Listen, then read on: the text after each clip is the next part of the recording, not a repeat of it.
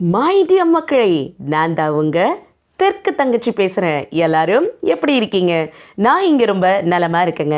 நீங்களும் ரொம்ப சந்தோஷமாகவும் நலமாகவும் இருப்பீங்க நம்புகிறேன். இன்றைக்கி ரொம்ப சூப்பரான ரெசிபி ஒன்று பார்க்க போகிறோங்க. கத்திரிக்காய் சட்னி. வழக்கமாக செய்கிற தேங்காய் சட்னி, தக்காளி சட்னி இதுக்கு ஒரு மாறுபட்ட சட்னியாக இருக்கும்.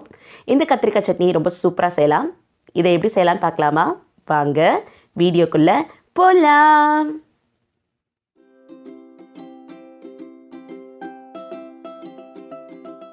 இப்போ இதற்கு தேவையான பொருட்கள் பார்க்கலாம். நான் இங்கே கத்திரிக்காய் எடுத்து வச்சுருக்கேன்.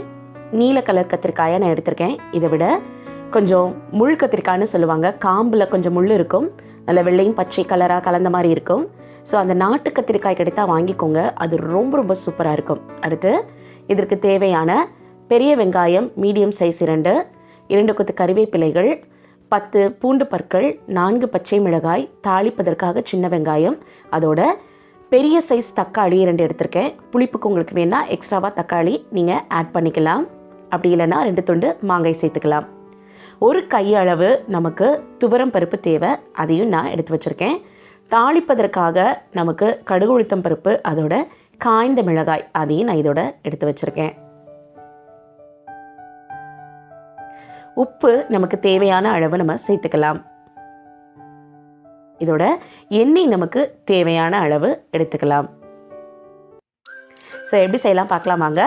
நான் இங்கே ஒரு ப்ரெஷர் குக்கர் எடுத்திருக்கேன். அந்த ப்ரெஷர் குக்கரில் நான் கத்திரிக்காய்களை நல்லா இந்த மாதிரி சின்ன சின்ன துண்டுகளாக நறுக்கி அதை தண்ணியில் போட்டு வச்சுருந்தேன். அப்போ தான் கருப்பாகாமல் இருக்கும். இப்போது அதை நல்லா அலசி எடுத்ததுக்கப்புறமா இந்த மாதிரி நான் குக்கரில் சேர்த்துக்கிறேன். இதோட நான் மீடியம் சைஸ் பெரிய வெங்காயம் 2 சொன்னேன் இல்லையா, அதை நல்ல சிறிய துண்டுகளாக இந்த மாதிரி அரிஞ்சு வச்சுருக்கேன். அதையும் இதோட சேர்த்துட்டேன்.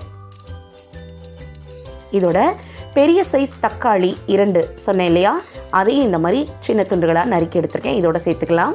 உங்களுக்கு புளிப்பு அதிகமாக பிடிக்கிறவங்க உங்களுக்கு வேணும்னா இன்னும் தக்காளி சேர்த்துக்கலாம். இல்லைனா ஒரு 2 துண்டு மாங்காய் சேர்த்து பாருங்கள், ரொம்ப டேஸ்டியாக இருக்கும். எங்கள் அம்மா மாங்காய் சேர்க்குறதுண்டு. பச்சை மிளகாய் ஒரு 4 சேர்த்துருக்கேன். காரம் கூட வேணும்னா இன்னும் கூட நீங்கள் சேர்த்துக்கலாம். அதோட ஒரு 10 பல் பூண்டையும் நான் இடித்து வச்சுருந்தேன், அதையும் சேர்த்துட்டேன். ஒரு கையளவு இந்த மாதிரி துவரம் பருப்பை நல்லா அலசி ஊற வச்சுருந்தேன், அதையும் இதோட சேர்த்துக்கலாம். உங்களுக்கு துவரம் பருப்பு இல்லைன்னா பாசி பருப்பு கூட சேர்க்கலாம், ரொம்பவே டேஸ்டியாக இருக்கும். ஸோ இதெல்லாம் சேர்த்துட்டு இந்த மாதிரி ஒரு நல்ல ஸ்பூன் வச்சு நீங்கள் நல்லா மிக்ஸ் பண்ணி கொடுங்க. அப்போந்தான் நம்ம அதை அவிச்சு எடுக்கும்போது எல்லாம் சேர்ந்து நல்லா வெந்து வரும். அதனால் இந்த மாதிரி நல்லா மிக்ஸ் பண்ணி விடுங்க. ரொம்ப ரொம்ப டேஸ்டியாக இருக்குங்க இந்த கத்திரிக்காய் சட்னி. கண்டிப்பாக ட்ரை பண்ணி பாருங்கள்.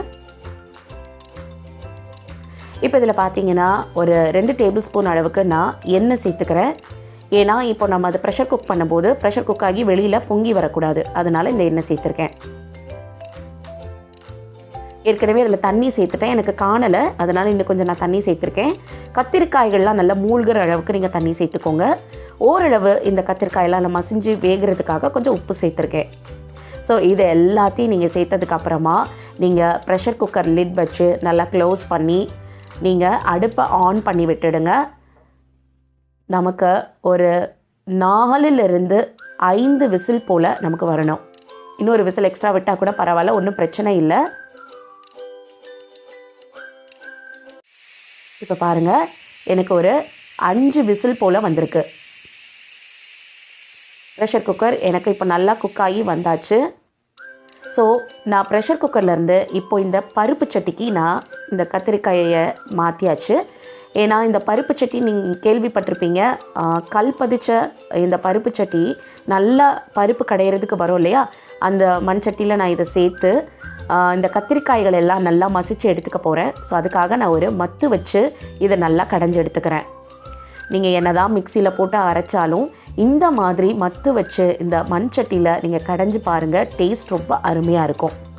இப்போ எனக்கு எல்லாம் ஓரளவு நல்லா கடைஞ்சி வந்ததுக்கப்புறமா தேவையான அளவுக்கு நான் இதில் கொஞ்சம் உப்பு சேர்த்துக்கிறேன். ஏற்கனவே நம்ம உப்பு சேர்த்துருக்கோம். ஸோ இப்போ உங்கள் டேஸ்ட்டை நீங்கள் பொறுத்து நீங்கள் கொஞ்சம் சேர்த்துக்கலாம். சேர்த்துட்டு அதை நல்லா இந்த மாதிரி கலந்து விடுங்க. ஸோ கத்திரிக்காய் சட்னி இப்போ ரொம்ப அருமையாக ரெடி ஆகிட்டுருக்குங்க நமக்கு. இப்போ பார்த்தீங்கன்னா நான் தாளிப்பு கொடுக்க போகிறேன். அதுக்காக அடுப்பில் ஒரு ஃப்ரைங் பேன் வச்சுருக்கேன். இப்போது ஃப்ரைங் பேன் நல்லா சூடானதுக்கப்புறமா அதில் தேவையான அளவுக்கு நான் எண்ணெய் சேர்த்துக்கிறேன். எண்ணெய் சேர்த்ததுக்கப்புறமா தேவையான அளவு கடுகு உளுத்தம் பருப்பு அதை சேர்த்துக்கலாம். ஸோ கடுகு நல்லா கிராக்கில் ஆனதுக்கப்புறமா ஒரு 3 வற்றல் மிளகாயை நான் அந்த மாதிரி கிள்ளி வச்சுருக்கேன், அதையும் அதோடு சேர்த்துட்டேன். சின்ன வெங்காயத்தை இந்த மாதிரி நான் நல்லா அரிஞ்சு வச்சுருக்கேன், அதையும் இதோட சேர்த்துக்கிறேன். இதெல்லாம் சேர்த்து கொஞ்சம் நல்லா வதக்கி விடுங்க.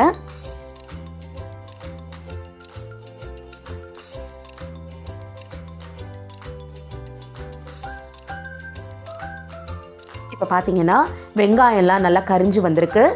இப்போது 2 கொத்து கருவேப்பிலைகளை இதோட நம்ம சேர்த்துக்கலாம். ஸோ அருமையான தாளிப்பு தயாராக இருக்குங்க. இதை நம்ம கத்திரிக்காய் சட்னியோட சேர்த்துக்க போகிறோம். எனக்கு இப்போவே ரொம்ப டெம்டிங்காக இருக்குங்க. ரொம்ப அருமையான கத்திரிக்காய் சட்னி உங்கள் எல்லாருக்குமே ரொம்ப பிடிக்கும். நீங்கள் கண்டிப்பாக ட்ரை பண்ணி பாருங்கள். எனக்கு இதை பார்த்த உடனே என்னுடைய சைல்ட்ஹுட் மெமரிஸ் எல்லாம் ஞாபகம் வந்துடுச்சு. சின்ன வயசில் லீவ் விட்டாங்கன்னா ரொம்ப நல்லா தூங்குவோம் இல்லையா? எங்கள் வீடுகளில் எங்கள் மம்மி என்ன பண்ணுவாங்கன்னா ஹாட் கேஸில் இந்த மாதிரி நல்ல சுட சுட இட்லியை வச்சுருப்பாங்க. ஒரு கேசரோவில் இந்த மாதிரி சூடாக கத்திரிக்காய் சட்னியும் வச்சுருப்பாங்க. நாங்கள் ஒரு 12:30 போல் எழுந்திரிச்சா கூட அவ்வளோ அருமையான இந்த கத்திரிக்காய் சட்னியை என்ஜாய் பண்ணி எழுந்து சாப்பிடுவோம். அது கொஞ்சம் சூடாகவே இருக்கும். ஸோ அருமையாக இருக்கும். ஸோ கூடுமான மட்டும் நீங்கள் நல்லா சுட சுட செஞ்சு சாப்பிடுங்க. அப்போ டேஸ்ட் இன்னுமே அருமையாக இருக்கும். ஸோ இதை நீங்கள் செஞ்சு பார்த்துட்டு கண்டிப்பாக எப்படி இருந்ததுன்னு எனக்கு கமெண்ட்டில் சொல்ல மறக்காதீங்க. அருமையான இந்த கத்திரிக்காய் சட்னி உங்கள் பிள்ளைங்க எல்லாருக்குமே ரொம்ப பிடிக்குங்க. கத்திரிக்காய் சாப்பிடாத பிள்ளைங்களை சாப்பிட வைக்கணுன்னா இதை நீங்கள் ட்ரை பண்ணி பாருங்கள். கண்டிப்பாக அவங்களுக்கு ரொம்ப பிடிக்கும்.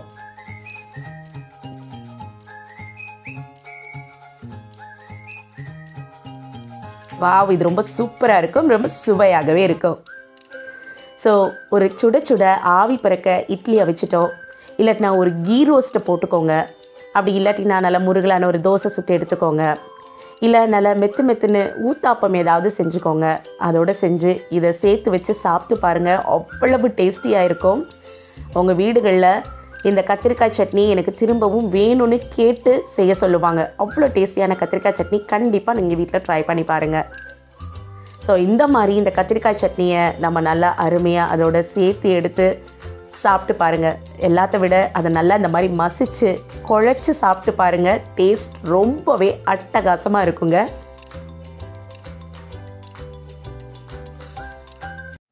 லைஃப்பில் நம்ம அனுதினமும் ஏதாவது ஒரு விஷயத்தை லேர்ன் பண்ணிக்கிட்டே தாங்க இருக்கிறோம். ஸோ இந்த லேர்னிங் ப்ராசஸ் அப்படிங்கிற ஒரு விஷயம் த்ரூ அவுட்டாக நம்ம லைஃபோட பயணப்படக்கூடிய ஒரு விஷயமாக அமைஞ்சிருக்கு இல்லையா? So learn something new everyday. இந்த குட் நோட்டோட நான் கிளம்புற டைம் வந்தாச்சுங்க. இந்த வீடியோ உங்களுக்கு ரொம்ப பிடிச்சிருந்தா லைக் பண்ணி, ஷேர் பண்ணி, கமெண்ட் பண்ணி, மறக்காமல் தெற்கு தங்கச்சி சேனலுக்கு சப்ஸ்கிரைப் பண்ணுங்கள். ஸோ இதே மாதிரி இன்னொரு வீடியோவில் நான் உங்களை மீட் பண்ணுற வரைக்கும் சந்தோஷமாக இருங்க, சிரிச்சுக்கிட்டே இருங்க. Take care all, bye bye.